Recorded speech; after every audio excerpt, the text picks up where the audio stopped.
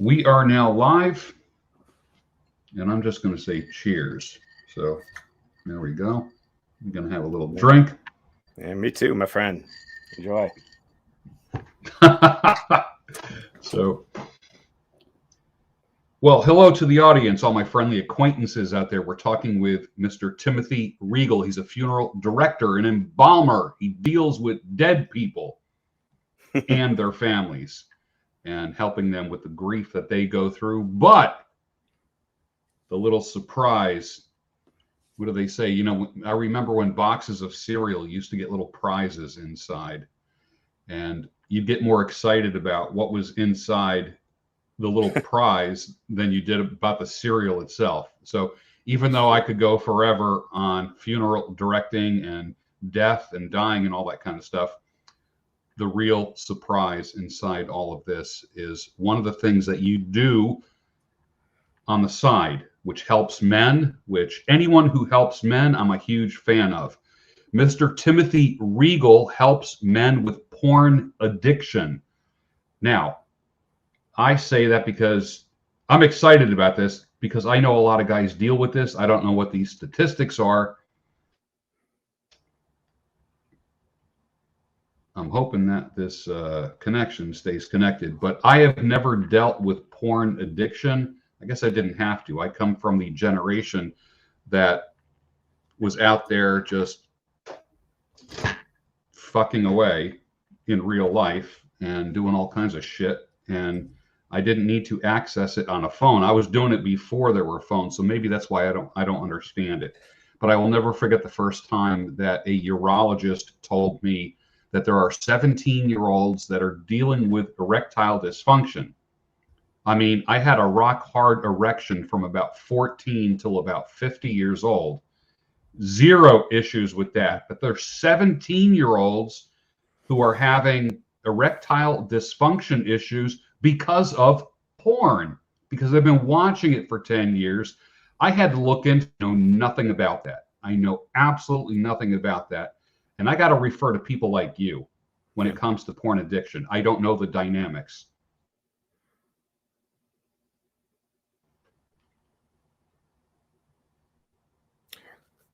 Yeah, it's tragic what's happening to our men and our young men today, or young men especially.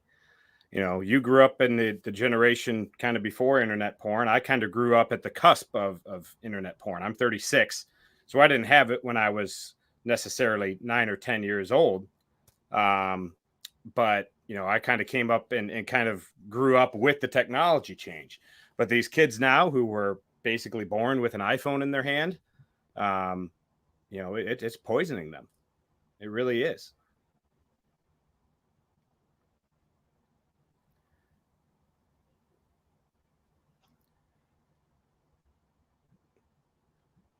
Do you have a personal story? Is this just like did you just wake up one day and say, I want to help guys that are addicted to porn, or was it an issue in your life? Pardon me if I'm getting too personal. No, not at all. I don't mind sharing my story at all. No, this was not something I ever, you know, when they ask you when you're a little kid, what you wanted to do, I never, you know, picking out porn addiction coach and funeral director weren't really on the radar. I became a funeral director from my dad as a pastor, and we were friends with the local funeral director, and I got into it that way. But as far as porn addiction, no, this came out of my own journey, my own addiction and recovery and redemption. And so, like I said, I kind of grew up in the, you know, coming of age with the internet porn age, and kind of first experienced it as a young teenager, you know, preteen, teenager, you know, 12, 13 years old. And just like any curious kid, you know, you're coming of age, or you're going through puberty, your hormones are going crazy, and you're curious. So, you know, I discovered porn and was instantly hooked.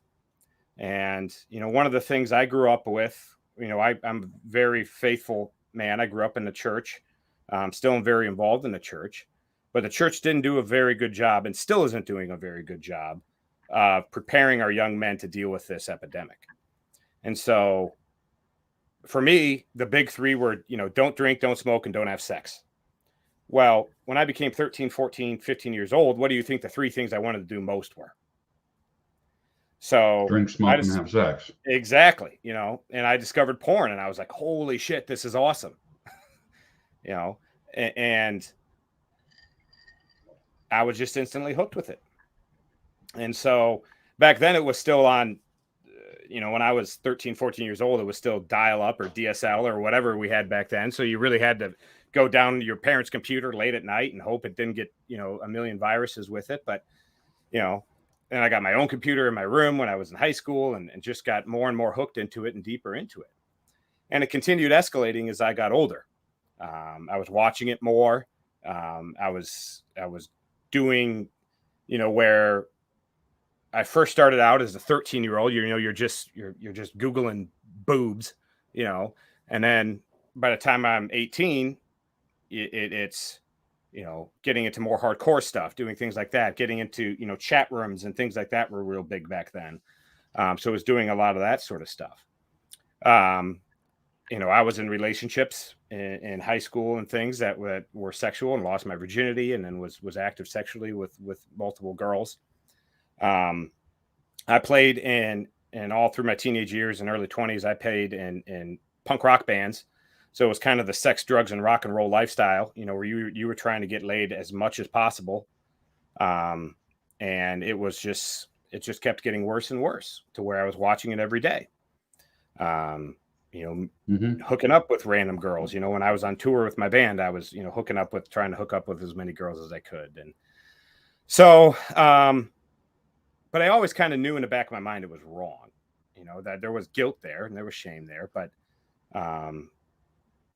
I didn't really see it. There were times where I didn't see the reason to quit, and didn't think there was too much wrong with it. As I got older, like I said, it continued to get worse. And then I got married young. I was 20 when I got married, or 21. Sorry. I was 21 when I got married. We had kids right away. And I kind of thought, it's time to settle down. This will, I'll be married. I won't have to watch porn. I can have sex whenever I want. And the opposite happened. It got worse. Dealing with the stress of being a young husband and a young father, it continued to get worse. And it continued to escalate to the point where I was going into, like I said, chat rooms. I was texting people. Then kind of the internet dating thing came along. And eventually I made a jump over into physical meetups to where I started hooking up with people, meeting up for strangers for sex, going to sex clubs. All this while I was married. I was cheating on my wife a lot. I would get caught with various things, kind of tell half the truth, and then just get better at not getting caught. I would get caught with various things, and I'd go over periods where I would be okay. No, that echo stopped. I think we're good. I'd have periods where I would quit for a while, but I could never beat it. I always go back. My wife and I separated for a year. I'm originally from Illinois. I'm in Pennsylvania now. We're not too far from each other. And she actually went back to her family in Illinois for a year. And I just kind of went hog wild then, for that time. But thankfully, praise the Lord, we tried to work things out. And she came home and we tried to work things out. And they were fine for a while. But eventually I went back into my addiction. And so this continued on and off for probably 10 years, from my 20s into my early 30s. And like I said, every once in a while I get caught. I'd bullshit my way out of it, say the right things, do the right things. Oh, this is it. I'm really changed this time. But after a while, I'd eventually go back to it. I never really got through it. At my worst, I was watching porn every day, sometimes multiple times a day. I was sneaking out in the middle of the night to go hook up with girls from Tinder. I was on, going to swinger clubs and meeting up for threesomes and all kinds of different stuff. I mean, you name it, I probably did it. And it was always trying to find satisfaction in it. And I never did. It's always like, oh, if I just try that, I'll be happy, and that'll be enough, and then I can quit. Oh, if I just do this one act, then that'll be enough, and I can be satisfied and be done. And it never was. I did a lot of things to try and help it. You know, I read all the books you're supposed to read. I went to the Bible studies you're supposed to go to. I went to counseling. I talked to pastors. You know, I did all these things that you're supposed to do, and they would help for a while, but they never really stopped it from at its core. Mm-hmm. Where the big change came for me was the winter of 2018. I got caught by my two best friends. Basically, what was happening is they found I had a Tinder profile when I was married with kids, and they found it, or somebody pointed it out to them or something. I don't even remember exactly. And these two friends I was close with. We were very close. We went on vacations together. They were like my brothers. You know, they, you know, it was, and they kind of disowned me at that point. You know, they had been my brothers, my accountability partners before, and I lied to them just like I lied to my wife and everybody else. And so they disowned me. And that was kind of the wake-up call to me. I'm not sure why. I'm not sure why God used them to get through to me, but for some reason, that was the thing that got through to me, which breaks my heart now because it wasn't all the pain I caused my wife that got me to change. That didn't wake me up. It was losing these two friends. But whatever method God used, it got through to me. And I sought out mentorship of a very good pastor friend of mine who helped me to understand that I really needed to dig deep and figure out what was really going on in my heart. It wasn't that I was just hornier than everybody else, or that I was just a pervert, or that I was just a sexual deviant. It was that there was a pain deep inside that I was trying to fill through sex. I was searching for something in porn and in sex that I was never going to find there. There was a hole in my heart that I was trying to fill. And he walked me through it and loved me and supported me and didn't treat me like a social outcast and like I was this horrible, terrible person. He didn't excuse my behavior. He didn't say anything I did was okay. He you know, called out my sin for what it was: blatant sin, adultery, lust, everything. He called it out. But he said, you can turn from this, you can heal from this, and you can be better. And I did. So I had to dig those deep inner parts of myself and realize, okay, there's wounds here that I was trying to cover up. There were things I was using porn to run away from, to escape from, to cope with that I never dealt with. And that's why I never really got over it, because I was just treating the symptoms of porn addiction and sex addiction. I was just trying to don't do it, you know, white knuckling it. And that doesn't work. And that's why so many guys can't get over it and end up relapsing, because they're just holding on for dear life, trying not to think about women. And it's not going to work.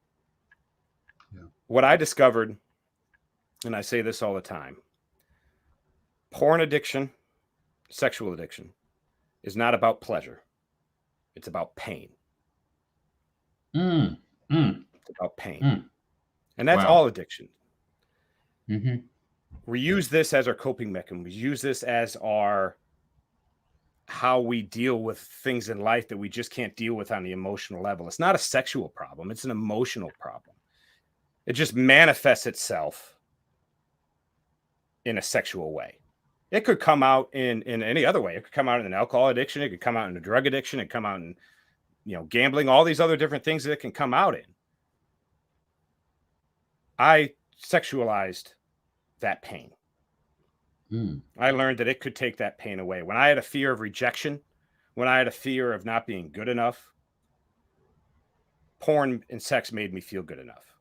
If I felt like I wasn't a good enough son, a good enough husband, a good enough father, it doesn't make logical sense, but I could go meet up with some chick and it made me feel like I was king of the world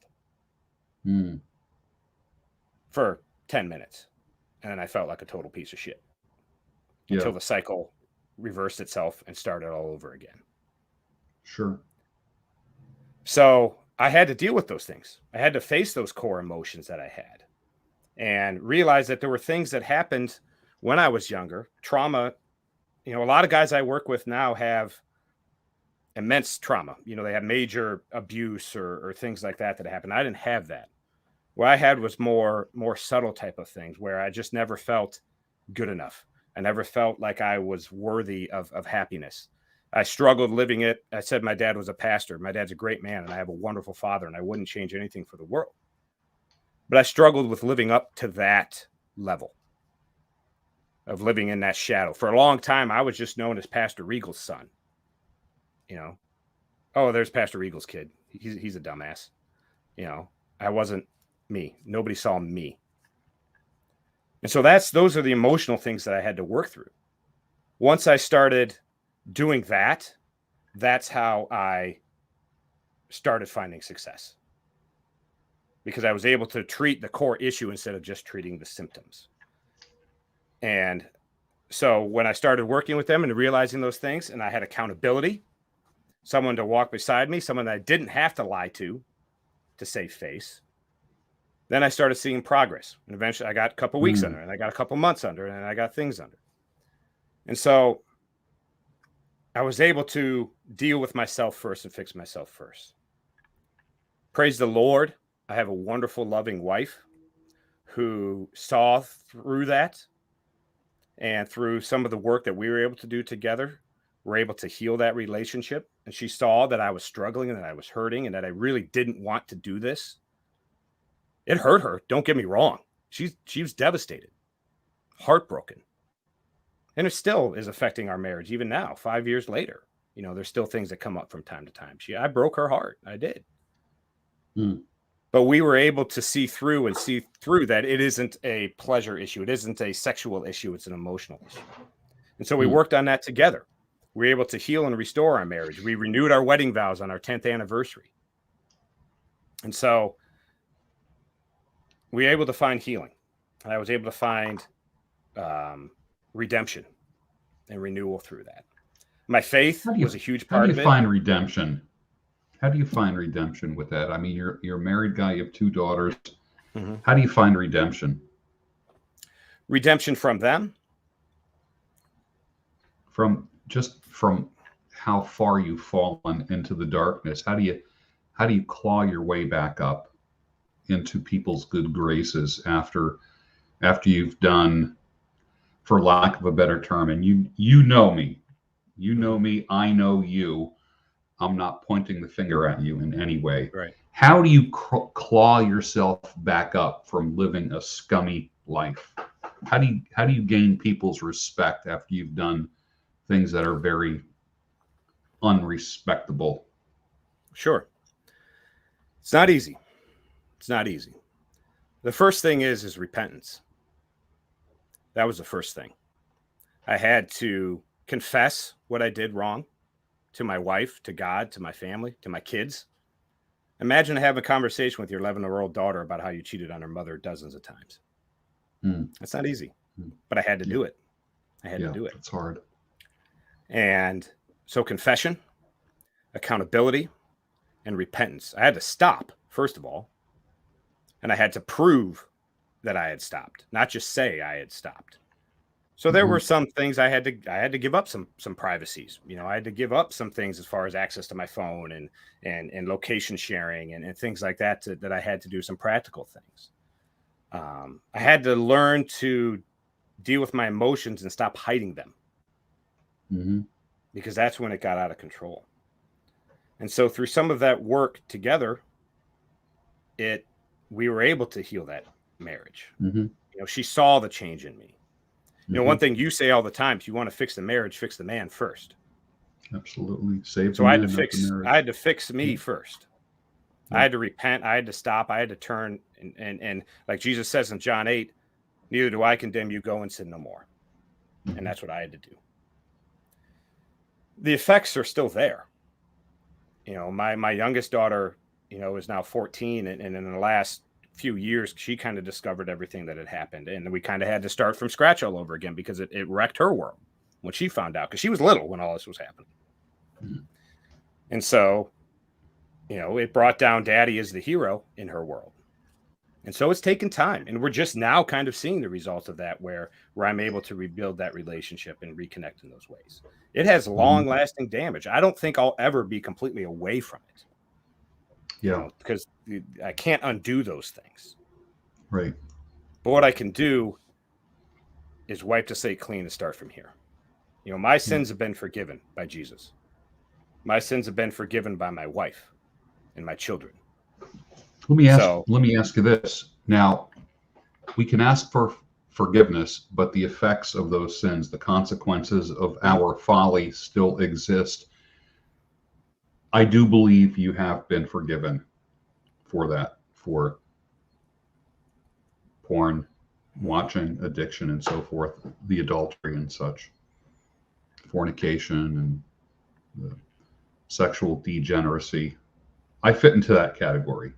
I've had a lot of sexual degeneracy in my life, and I've yet to tell one fifth of that story, just because it's just purely embarrassing.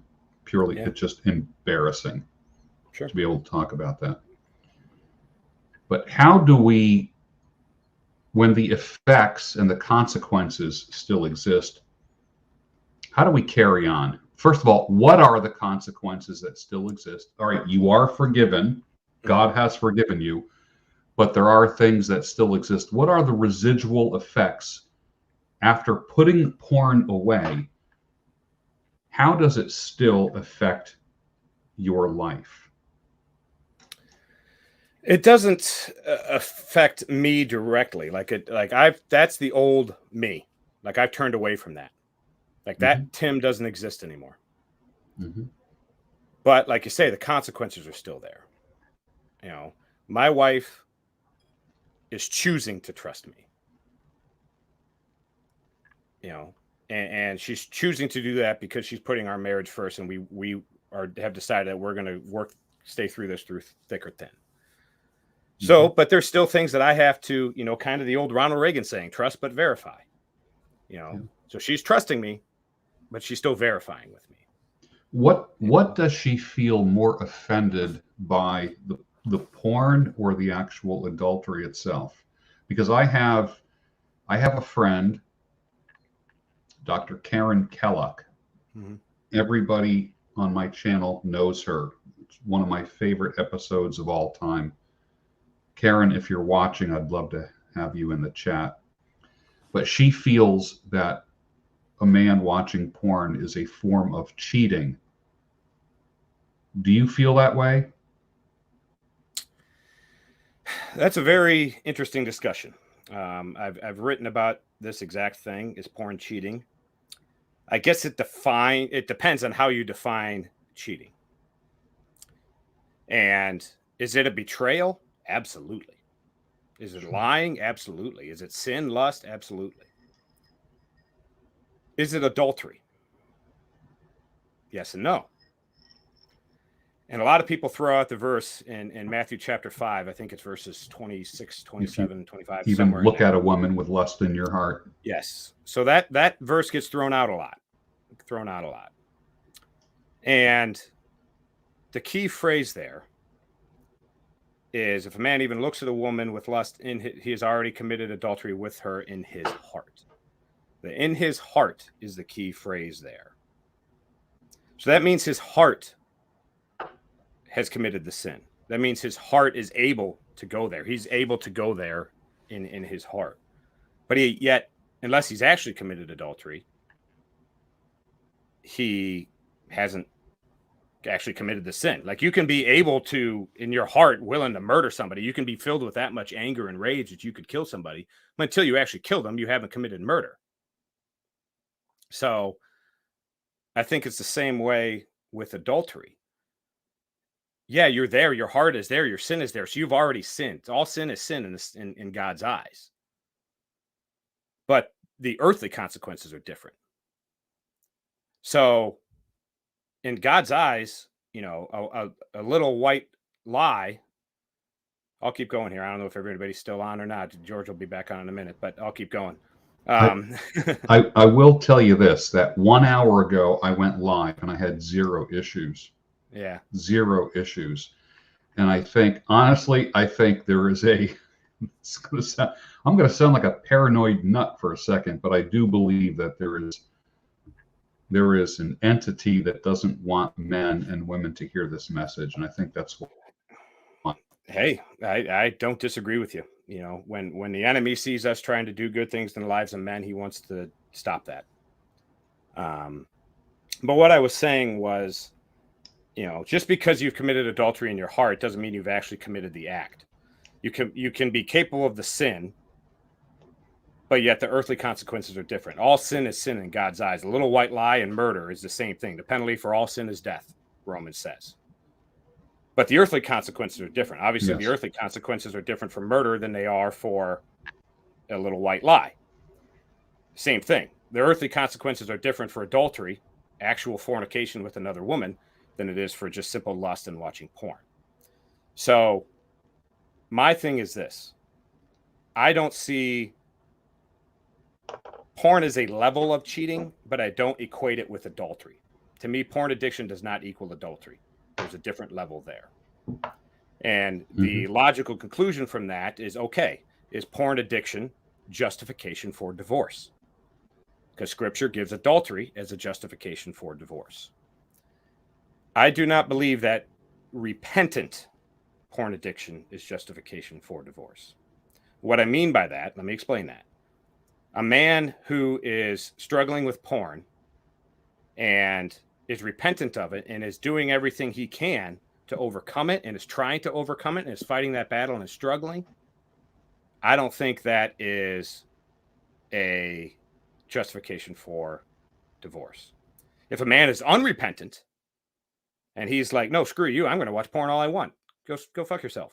You know, if he says that to his wife, that's a different story. So, you know, I think, and thankfully my wife saw that. She saw that I was struggling, that I was battling. And she knew that it was the sin within me that was fighting that struggle. You know, we talk about, Apostle Paul talks in Romans chapter 7, it's the sin that lives within him. He knows what the right thing to do is, but he doesn't do it. He knows what the wrong thing is to do, and he doesn't want to do it, but he still does it. You know, I knew this was wrong all along, my entire life. And I didn't want to do it, but I was trapped in it. I was stuck in it. I was imprisoned by it. And until God helped me break free from that, I was stuck in it. So I found freedom through that. You know, my wife saw through that it was a battle. And that's how we were able to heal and restore our marriage. And now our marriage is as best as it's ever been. We'll celebrate 15 years this summer. We have a wonderful active sex life. We love each other. We communicate better. We talk more than we ever did. You know, it's my marriage is wonderful. So not every marriage that is hurt by porn addiction, even by adultery, has to end in divorce. I think that's something that's gotten switched around a little bit in the ensuing years, is that just because there's a biblical justification for divorce because of adultery doesn't mean it has to happen. Now, I get that some marriages can't be healed. Mine's probably more the exception than the rule. But we were able to heal that and overcome it. And we're better than ever now. We're stronger than ever. We're more in love than ever. And praise the Lord for that. And I thank the Lord every day for her, that we were able to overcome that, because a lot of marriages wouldn't be able to. I'm thankful for everything that we have in doing that. I think I lost George again, but it seems like I'm still going live, so I'm just going to keep talking. So, but this battle is something that you can't fight alone. And I learned that I couldn't fight it alone. So I had this mentor that helped me, this pastor friend of mine. He helped me overcome it. And I saw success over 6 months, a year, 18 months. I was in a unique position at the time where I was on staff at my church after I had overcome everything. And I had an opportunity to be mentor to other young men. and realized how much these younger men were really struggling with this porn. 18 to 25-year-old kids, and they were just battling like crazy. So I was able to mentor to them and be like, hey guys, I'm struggling with this too. I'm battling this. I know it's a battle. I'm here with you. I'm going strong, George. I've just been rattling on. So yeah, go for it. Go for it. Please. But I became a mentor to these young men and was able to mentor to them and be hopefully a example to them and be like, hey, I've struggled with this too. And I was able to overcome it. And let me show you how. So I was doing that. And I started sharing more about my journey, because even after I had gotten success and I had quit and I had started to heal my marriage and all these things, I still didn't talk about it. It was still kind of hidden in my dark closet. But as I was able to share with these young men, I was able to tell them my story.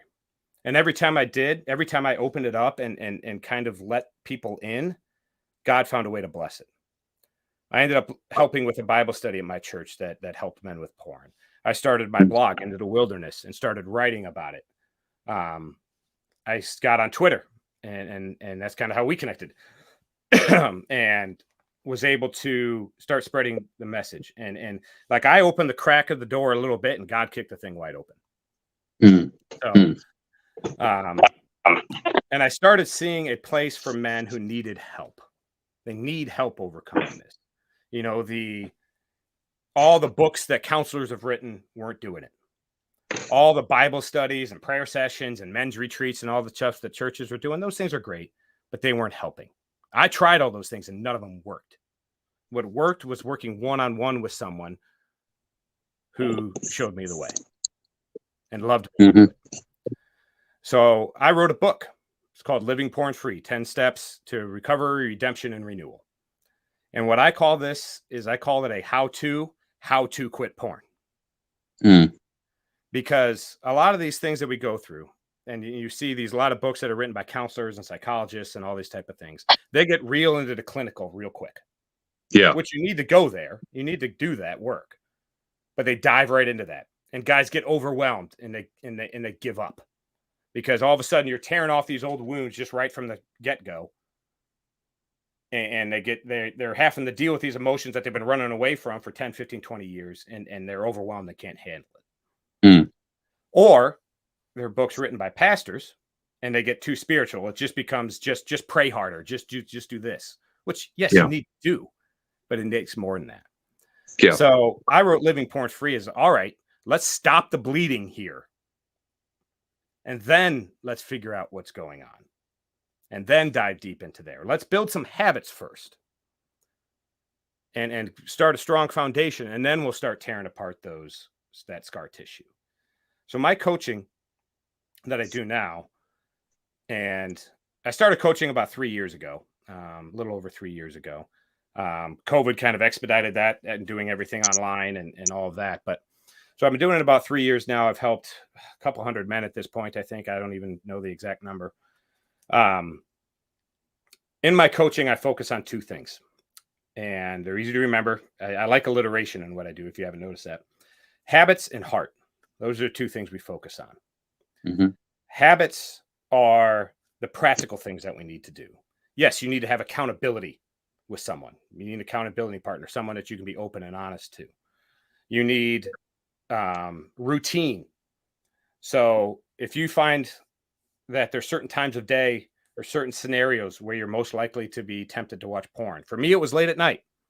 My wife and kids would be in bed. I'd be downstairs watching TV, scrolling through my phone. One thing leads to another. There I go. So I had to build routines to completely avoid those situations altogether. I had to put blocking software on my devices. I'm very big on I'm actually a brand ambassador with Covenant Eyes, and I work with them. And that just helps as a barrier. It's not a be all end all, but it's a tool. If it's a guardrail, if you're going 100 miles an hour, it ain't going to do shit. But if you're veering off the road, it's going to bounce you back onto the road. Yeah. I had to work on those habitual things. I had to journal. I had to track my progress, when I would be tempted, when I would relapse. I had to track all that. So I got all these habits in place. But these habits alone won't solve it. they're not going to cure the porn addiction. What they do is build a strong frame so that when you do start dealing with the emotional stuff, you're doing that from a place of strength and you have a strong foundation to act on. That's why so many guys relapse, is they just treat porn like a bad habit. And it's not a bad habit. It's not a habit to break. It's a wound to heal from. All right. So now there's two things that I just pulled from this conversation. Mm-hmm. Men watch porn not because of pleasure, but because of pain. Mm-hmm. And number two, this is not a bad habit to break. It's a what? Fill in that blank again. Wound to heal. It's not a habit to break, but a wound to heal. Yes. Boy, that really is a game changer in understanding the dynamics of porn in a man's life. Yeah. Yeah. So I look at it this way, and I use this example a lot. You think of a alcoholic who all of a sudden gets the urge to quit. They're like, all right, I'm done. That's my last drink. I'm done. They pour all their booze down the drain. Great. Awesome. A lot of guys with porn do that. They'll get rid of their stash, or they'll put blockers and stuff and they get rid of it all. That's great. That's it. That's it. Takes away my last one. Yep. That takes away the temptation. Great. May take away the opportunity to relapse. Great. You know what it doesn't do? It doesn't deal with why you started drinking in the first place. Right. And that's what we got to figure out. Why are you running away to porn in the first place? What were the wounds? Right. What was the emotional pain that you were trying to escape from? That's what we got to figure out. But, and to do that, you got to dig deep. You got to go a lot of times into your childhood. You got to go into your inner pain, and you got to tear off scar tissue that's been there for a long time. And that's why having those habits done first is so important. Because, and this is my complaint about some of those counseling stuff that I talked about, where they go right into the emotional and the deep inner-seated pain from the get-go. And if you don't have those habits and those rock solid routines and foundations in place, it's too easy to just run right back into your addiction for safety. Yeah. So that's why I do it that way. We deal with the habits and get those situated and in place and get us a strong foundation. Then we're going to start peeling off that scar tissue and those Band-Aids and get to really what's going on. Yeah. The method that I've kind of adopted, and I can't explain it any better than he can, is a really good friend of mine who is a certified sex addiction counselor, Dr. Eddie Caparucci, wrote the book called Going Deeper. And he poses the inner child model of addiction therapy, whereas something happened to us in our adolescence that caused a wound, that caused a core emotional trigger. Usually in our teenage years, that's usually when it happens, especially young men. Yeah. We learned at that age, when hormones are crazy and we're dealing with everything, that we could cope with it through sex, through porn, that we could escape it through that. And as we go through life, porn and sex becomes our outlet for everything. When we're sad, we go to porn. When we're angry, we go to porn. When we're happy to celebrate, we go to porn. Yeah. It becomes our emotional outlet for everything that we feel. And so those core wounds, those things that happen to us, sometimes they're major things. I deal with a lot of men who have sexual abuse, a lot of men. I deal with guys who've dealt with divorce, with the loss of a parent, with, major things like that. But just as many guys, myself included, don't have major trauma like that. For me, it was more a feeling of, I faced rejection, and now I fear anything and I avoid anything that might end up being rejection. I feel like I'm not good enough, like I'm not living up to my last name. Like I deal with all those sort of things. Yeah. So that inner child gets triggered with that. And they believe all these things. I'm not good enough. I don't deserve happiness. Something's wrong with me. And you carry that through your life until you deal with it. So a lot of times these triggers now, 20 years later, might trigger that same feeling that that little inner child felt when he was 12 or 13. Sure. And it might not have anything to do with the original wound, and probably has nothing to do with sex. But that original wound happened when you were 12 or 13 and you believed about yourself, I'm not good enough. And so to deal with that emotion, you learn to run to porn and sex. There's a third truth bomb. Sexual addiction has very little to do with sex. Yes. I'm learning something tonight from that. Interesting. Yeah. And so that emotion gets triggered that you felt when you were 12 or 13. And that stays with you. So now, fast forward 20 years, something happens and it triggers the same wound that did when you were 12 or 13. So let's say you had some major event and let's say, your dad left and you feel like you're not good enough and that nobody wants you and you don't deserve happiness and all these sort of things. So something like that can happen when you're young and you get that wound. Well, now fast forward 20 years, something happens at work and it triggers the same emotion within you. It makes you feel like you're not good enough, like there's something wrong with you. It has nothing to do with the original wound. It has nothing to do with sex. But you know what you do? You react in the same way by running to porn and sex to deal with it. Right. And so for me, I felt like I wasn't good enough.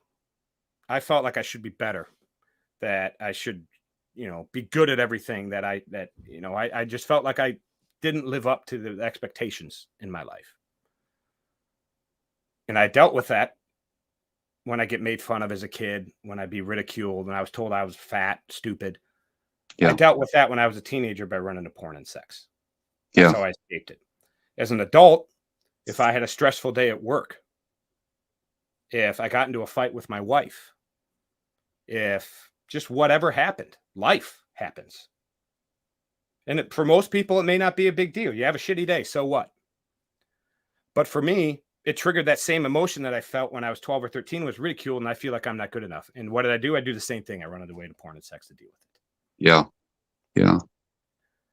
And so the healing comes down when we can have these habits in place to be dealing with it from a strong foundation. We can learn what those wounds are, learn what those things, those lies that we came to believe about ourselves. And then we can go in and deal with them on a personal level. We can learn to face that emotion. We can learn to sit with that emotion and face it and deal with it and cope with it in a healthy way. All right. So let me ask you this. Unchecked, what does it lead to? Let's just say a person doesn't have conviction that it's wrong. What if they are just hell-bent, pedal to the metal with porn? What does it lead to? What are the extremes? Well, the extremes are obviously first of all, the one that's most obvious to people is the relationship impact. I mean, how many marriages have ended over it? Mine almost did. How many, relationships have been destroyed, marriages have been destroyed. It leads to depression like you wouldn't believe. People think that it's just blowing off steam. It's just letting off energy, and the shame that's attached with it, even if you don't recognize it as shame, comes back on you. People talk about post-nut clarity. You hear that a lot. Yes. Kind of the red pill world. Absolutely. It's real because all of a sudden everything comes back to you. Yeah. And you realize, man, I just spent 3 hours jacking off on Pornhub. I'm a piece of shit. Yeah. And so that cycle, so you feel like shit. So you go to porn to feel better. You feel better for 30 seconds or however long it was. And you feel like shit for doing it. And the cycle continues and continues and continues. The physical consequences of it, like you mentioned right at the beginning, erectile dysfunction. I have men in their early 20s that can't get a hard on in their 20s. Yeah. When you should be able to sneeze and get a boner. Yeah, right. And they can't get it up because they've desensitized themselves to so much porn that they can't even get it up when they could have a super hot girlfriend and they can't even get it up to have sex with her because they've desensitized themselves to so much porn. You get addicted to that dopamine. That's what's addictive about it. That's the drug. If the drug is dopamine. And that's why it's so dangerous, because you don't just need more, you need different. That's why it escalates. That's why mine went from Googling boobs as a 13-year-old to going to orgies in my 20s. Yeah. Because you need more and more dopamine. It's like any other drug. You need more and more booze to get drunk. You get a tolerance. You need more and more drugs to shoot up to get the same high. But it's different with porn. And here's why. With booze, if you need to get more drunk, you just drink more. With drugs, you just up the doses that you're shooting up. With porn, you need different. You need new. You need novel. You know, guys who need more and more porn, they aren't just watching the same video over and over and over again, right? It's always got to be something new. That's why all the like Tinder and stuff is so dangerous, because you're constantly swiping. It's always the new, the novel, the instant dopamine hit of that. Yeah. That's why it escalates so much.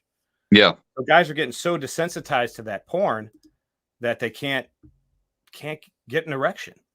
And something I want you to notice, and I want people to pay attention to. You see a lot of these commercials now. You see them. I see them on Facebook and stuff all the time. You even see them on sporting events as advertising. They're the Roman, the Hims, I think, is another one that prescribe ED medication. Pay attention to the age of the men in the commercials. They're not the old dudes like the Viagra and Cialis commercials were 15, 20 years ago. Sure. You remember those when they first came out, and it was all about old men. It was all older guys, old, no offense, gray hairs. Yeah. True. And that's who they were marketing to, because that's who, from a medical standpoint, that's who needs it. That happens for a lot of men when they get older. The age of the men in these commercials now are 20s and 30s. Yeah. They're young men. There's nothing medically wrong with them. There's nothing that they're not just experiencing poor blood flow. I have a friend who's a drug dealer. What does he deal in? He deals in Viagra.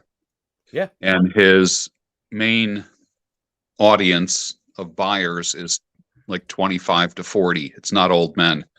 This guy literally sells hundreds of Viagra pills every single day in the black market, and has made a lot of money and bought a brand new home as a result of dealing with Viagra, non-prescription, on the streets. And it's not like he's selling them to nursing homes either. Right. It's young men. Some of the guys I've coached are 20, 21, 22.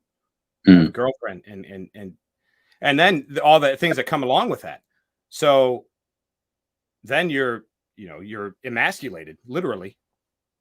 Yeah. And imagine this girl that you're super into and super into you, and you go to do it, and little Johnny there ain't cooperating. Yeah. And then all the rejection and all the shame and all the stuff that comes with that. So it just compounds and compounds and compounds on top of it. Yeah. What about does every guy who indulges in porn, does that lead to actual sexual activity, in person, face-to-face sexual activity, to your knowledge, from what you've seen? Not necessarily. For me, I eventually it escalated into, and it jumped over into physical stuff. Most guys I work with, it's not that. Most guys, it stays with just the porn. Thankfully, good. Praise the Lord, that it isn't getting any worse. I work with a lot of guys who have gone there, and there's guys a lot of escorts. The guys will hook up with. Guys will find themselves doing things that they find disgusting. Guys will find themselves watching fetish porn, kind of, poop and pee kind of stuff that they find abhorrent. Yeah. But they'll find themselves watching that type of porn. These guys will find themselves meeting up with transsexual escorts and cross-dressers. Yeah. When they find that disgusting and abhorrent, but their addiction takes them there. I have a question for you. When it comes to alcoholism, I know there's some people that just can't have a drink. They just can't do it. And I am a firm believer that there are some that can. I am one of those people. I have hardcore alcoholics in my family who really do need to stay away. They just need to stay away from alcohol. They can't have a little bit. There's no such thing as just one drink. I am one of those guys. I can have one drink. I can have a shot and walk away from it for months. It doesn't control me in any form or fashion. It never got me into trouble. I never got arrested from it.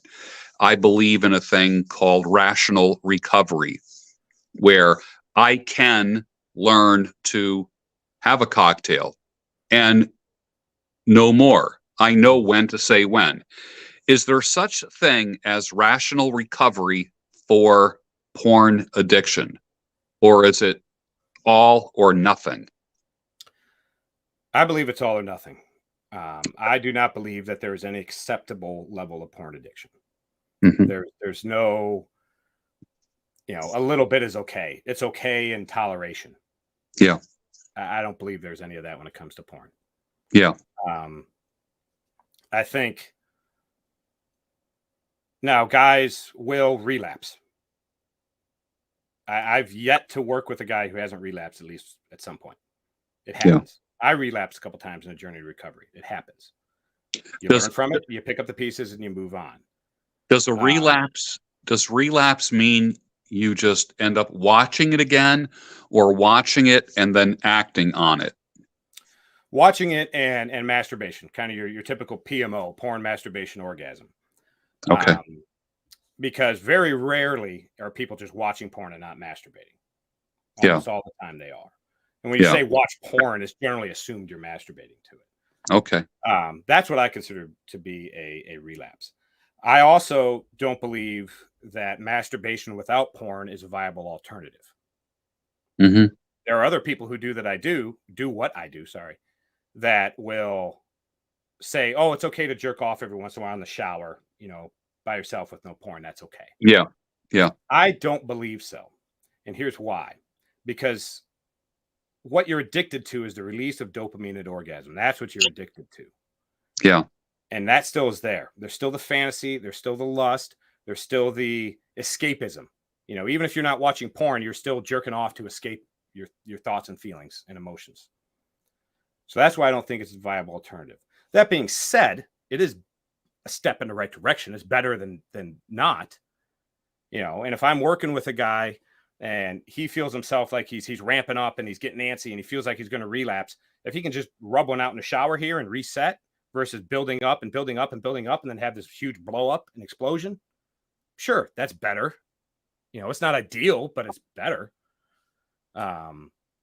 So it can be used in a way of that as a weaning off or a step in the right direction, but I don't think it's a long-term viable option to resolve the addiction. I used to say to a girlfriend, I remember many times a night would end with getting a blowjob, and I would call it my sleeping pill. And there were times where she would say to me, "You want your sleeping pill?" And I would say, "Well, of course. And she would give me my sleeping pill, and I slept like a damn baby. I just, like, all the stress just released. Yeah. And she would go to the bathroom to brush her teeth after, come back into the bedroom, and I was out, gone. She said, she would say, "How the hell does anyone fall asleep so fast?" I literally, just in the time that she would go into the bathroom and come out, I'm in la la land. So I needed that release, not to get too personal or anything like that. Yeah. And that was my sleeping pill. And that was a joke. My sleeping pill. Do guys it seems like porn watchers can just like pull on it any time of day or night. I was always like the end of the day, just to help me release and go to sleep. It was like literally a sleeping pill, but not something like in the middle of the day. Right. Yeah, it's different for different guys. Yeah, mine was almost always at night too. And so as far as the going to sleep thing, I mean, that's just kind of a scientific type of thing. It releases those hormones. It releases the good feeling hormones of the dopamine, the serotonin, probably, all those different things that help us sleep. And I think Yeah. that's probably just a human nature type of thing. You know, you're going back to kind of cavemen type of things. You went out, you fought and hunted all day. You came home, you banged your wife, and you went to sleep. Yeah. You know, so I think we're kind of programmed by that naturally for that to happen. And some guys get that way where they feel like they have to rub one out before they go to sleep. Yeah. And sure, it may help them sleep. I'm sure it does because you're releasing those chemicals in your body. Sure. But it doesn't have to be that. I think that's just a honestly, I think that's a lame excuse and a lame justification. You know, it's just like, you know, some people get hooked on sleeping pills and I need these sleeping pills to go to sleep. Well, no, you don't. You've just gotten, your brain's gotten addicted to having them and it needs to sleep. You can break free from that. Can your wife be your porn? Can your girlfriend be your porn? Yes and no. Because while I do encourage, you know, having sex with your wife or girlfriend, I mean, in my faith, I have a thing against premarital sex, but for the sake of argument, you know, right, I'm not going to go there. I understand. We're both on the same page with that. You know, but yes, having sex with them will certainly help. You know, having sex with your wife is never a bad thing. Right. You know, and that will certainly help, and that will help release some of the tension. That will help release some of that pressure that's inside you. But I don't think it's an alternative because, and another way, because again, you're using her as a sex doll, basically. There's something a lot of guys will call vaginal masturbation. Yeah. And that sounds weird, but basically you're just getting your rocks off to get it off and be done. There's no intimacy. There's no connection. Right. And we want sex, especially marital sex, to be an intimate act. Sure. And if you're just banging just to get your rocks off, it isn't that. And so while it can be beneficial, it can be helpful, and you should have sex. You know, a lot of wives will cut their husband off when they discover he's watching porn, which I get it. There's hurt. And there may be a time where, you know, she's too hurt to do that. I get it. But like Apostle Paul says in 1 Corinthians 7, he says, you know, maybe you need a time apart, but always come back together and fulfill your duty to your spouse. And that's what I believe in. And you should be having sex, and that will help heal the relationship. It will help with the intimacy issues. It'll help him with the release and all those sort of things. But for him to just say, oh, I'm just going to start banging my wife all the time, it's not really dealing with the problem. You're still kind of just escaping, because a lot of it, I mentioned intimacy. A lot of it is an intimacy issue. We talk about these emotional things and these emotional wounds that we were talking about earlier. A lot of guys are just looking they're looking for intimacy. They're looking for connection, for acceptance, for love. And they're trying to find that through sex. Yeah. And I think we as a society have gotten it backwards, that we think because sex is the most intimate act, that real intimacy will come from sex, when it's really the opposite way around. If we have real, legitimate, true intimacy with someone we love, the great sex will come from that. And I think of it as this: intimacy is like a pyramid. Okay. Sex is the pinnacle, but the foundation are all those other levels of intimacy, you know, emotional intimacy, spiritual intimacy, non-sexual, physical intimacy. Those are the true foundations of intimacy. And when you have all those things, the natural result, especially with your spouse, is sexual intimacy, sexual union, sexual congress. We as a society got it backwards, and we think if we start with the sex, the rest will come. And that's not how it works. And that's why so many people come up empty. That's why casual sex and the hookup culture is so empty, because you're performing the most intimate act, but there's no intimacy involved with it. And so that's why those things are so empty. An intimate act with no intimacy. Interesting. So in other words, just getting off without really having a connection. Right. Really, what is hookup culture besides basically jerking off into another person? Get off culture. Yeah. It's just, hey, we're going to meet up. We're going to bang within the first 20 minutes of meeting each other and never talk to each other again. Right. Really, when you think about it, how is that any different from just sitting at home and jerking off and going to sleep? Right. Jerking off inside of another person. Right. That's why, hookup culture is so devastating to people, and they come up feeling so empty, and especially women feel so empty about it. Yeah. And women are so emotionally damaged by it.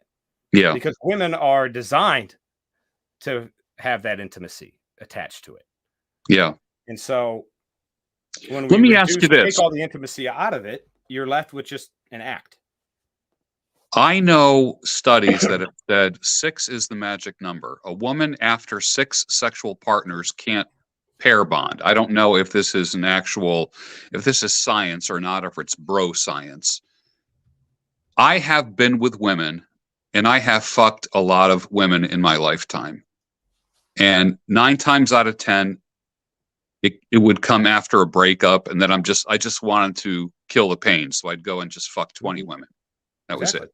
Yeah. Just tired of it. I could give a shit. I was, who dis, new phone kind of thing. You just don't want to deal with it. You don't want to deal with it. You send the safe text the next day just to make sure you don't get false accusations, but then you're back up to the same bullshit the next night. It's gotten to the point where it's a blur. Mm-hmm. I do remember most of the breasts that I've been with, but I don't remember the personalities that were part of those breasts. And I do compare women. When I am with a woman, I compare her breasts to the last woman or my favorite pair of breasts or whatever. And I hate that. I actually hate that. And one of the things that I feared was, will I be satisfied if I get married? Will I be satisfied with my woman's body if I get married? And that's not from porn addiction. That's from just degenerate, excessive sexual behavior. Mm-hmm. Yeah. And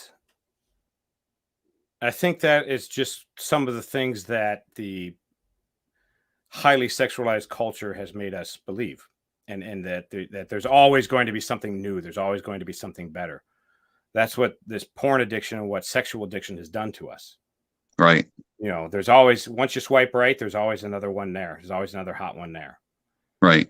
And so it makes us think that we'll never be satisfied because our brains aren't meant to have, you talk about remembering all these breasts. Our brains aren't designed to remember that many breasts.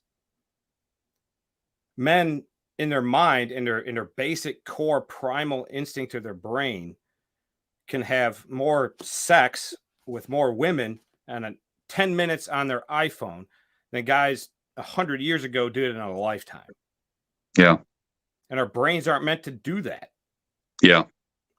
And so we become addicted to that, to the point that we always think there's something better.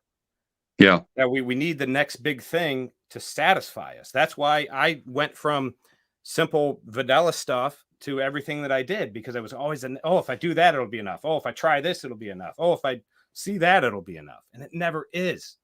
It never is. There's a tolerance issue. You need more and more, or with substances, it's more and more. With porn, it's more and different. Correct. Exactly. And we're trying to search for something that's never going to fulfill. We're trying to fill a void in our hearts that porn and sex can never fill. Yeah. It's an emotional thing. It's that intimacy that we were talking about. People are looking for love and connection and acceptance, and you're never going to get that. Yeah. You'll maybe get the mirage of it, the desert mirage of it, like you see in the cartoons as a kid. And when you get there, it's just dry and dusty. Yeah. It promises all these things, but it doesn't actually provide them. So let's shift gears. The past points were, it's not about pleasure, it's about pain. Number 2, it's not about getting off, it's about a wound that needs to be healed. Mm-hmm.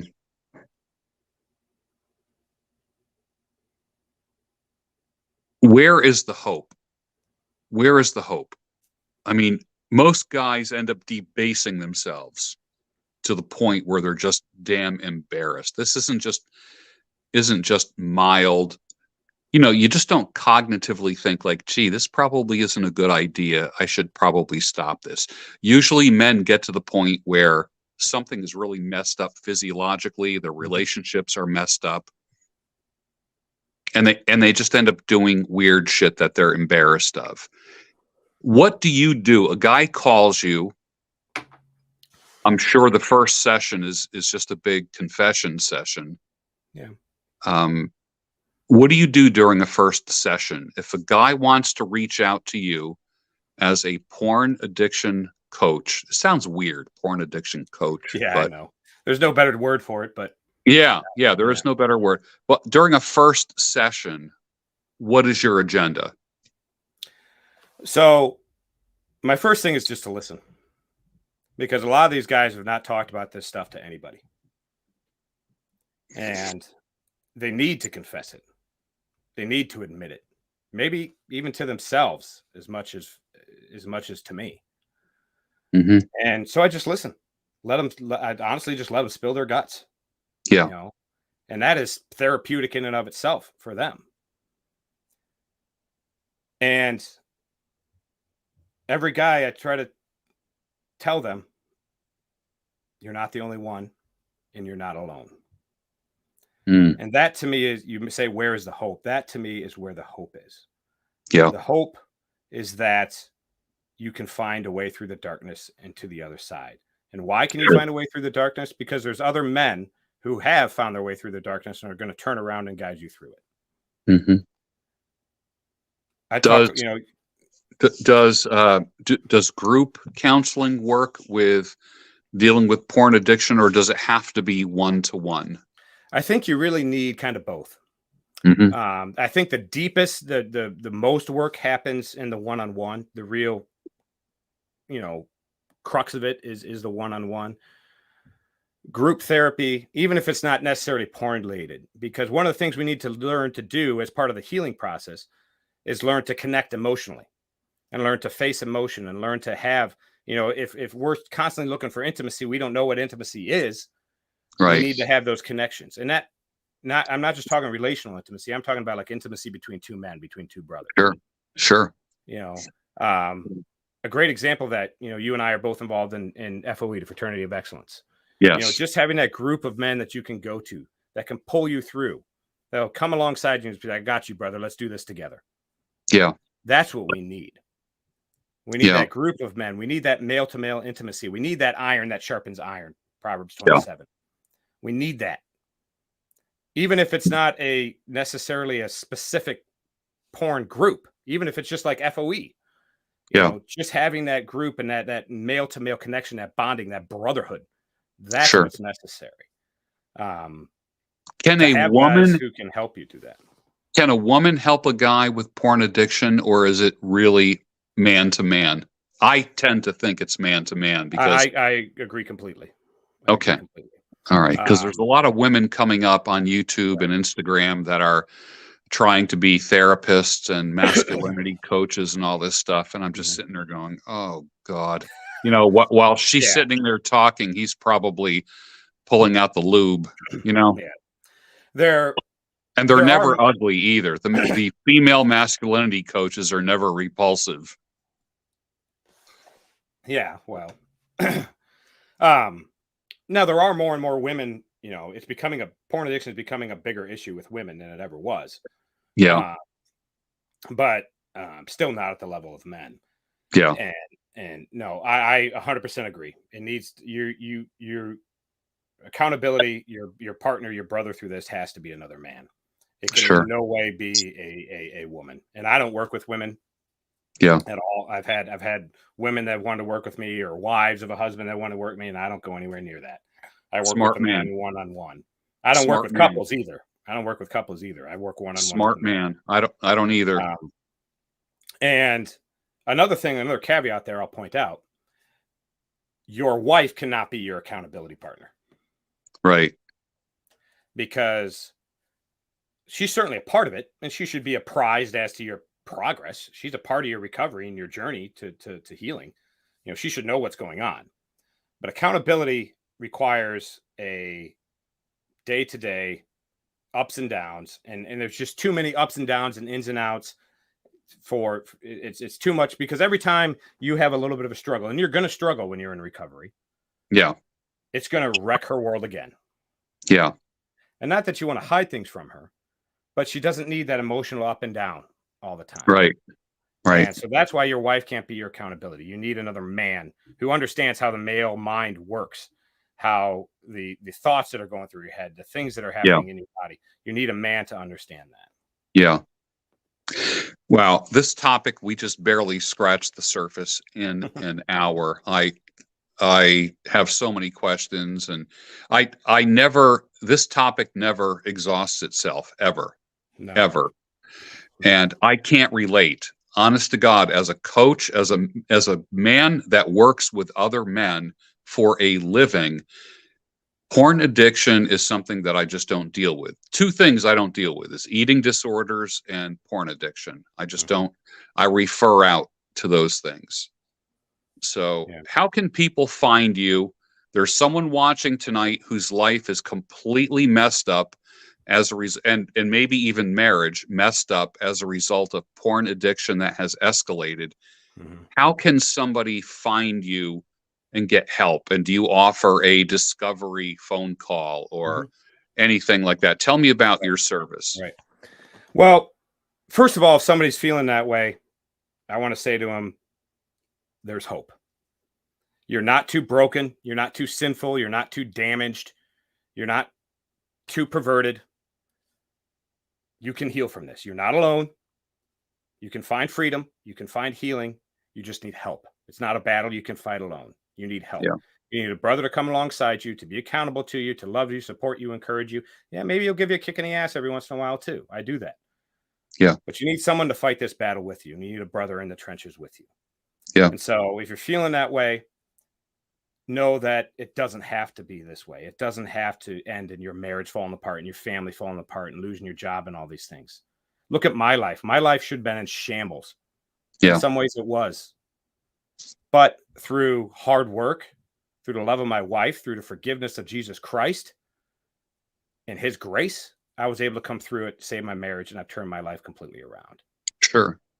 So if you're feeling that way, reach out to me. The best way to find me is through social media. I'm on Twitter and Instagram. My name, Timothy Regal, TimothyReigle.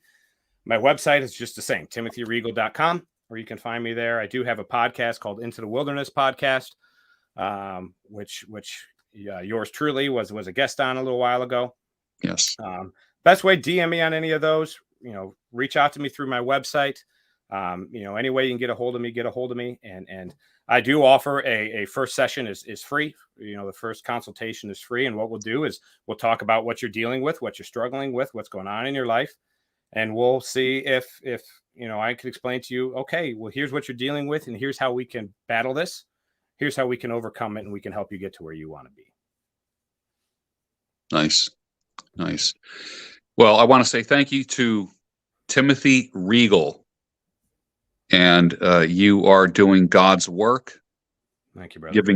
Giving men hope where they don't have hope, and especially in an area where there's you just can't call the employee assistance hotline and say I'm addicted to porn. Like every job part of everybody's health benefits is, there's an EAP office. It's not like you can walk into the EAP office and say I'm addicted to porn. Yeah. Right. And I just jerked off in the bathroom. Yeah. You can't do that. So you offer complete anonymity. You offer support. Absolutely. And confidentiality and accountability and complete support. The accountability. And how long does it take for a guy to kind of get rid of this? I mean, if a guy started, let's say in May, by September 1st, could he have I don't want to use sexual connotations here. I was going to say, can he get a grip on it? But that's a little too sexual. Yeah. No, I know what you mean. Yeah. Can a guy feel like he's starting to overcome this stuff by September 1st? Yeah. My initial coaching program is a 12-week program. Okay. For 90 days, however you want to look at it. And what that's designed to do is stop the bleeding, figure out what's going on, figure out where the problem's coming from, deal with the why. Why am I addicted? And then learn to start dealing with it from there. And most of the guys I work with that stick through it are finding success. Some guys find success right away, and they're able to do it. Some guys, it's a battle, and it's, we're going from 5 times a week to 4 times a week to 3 times a week to, and it's just different. Everybody's at different levels. But my initial program is 90 days, and I've done it with enough guys and gone through it with enough people that I know that in 90 days that I can get you to where you've stopped watching porn, stopped jerking off, and you're beginning the process of healing from that and turning your life around. What happens if they don't do it? If they don't reach out to you and continue with the porn usage, what happens to the typical man if he doesn't reach out to try to have some kind of intervention? What happens if they don't do it? What happens if they don't reach out to you for help? You continue down the same path, and it just gets worse and worse. One of the things I ask every man when I start working with them is to draw 2 word pictures.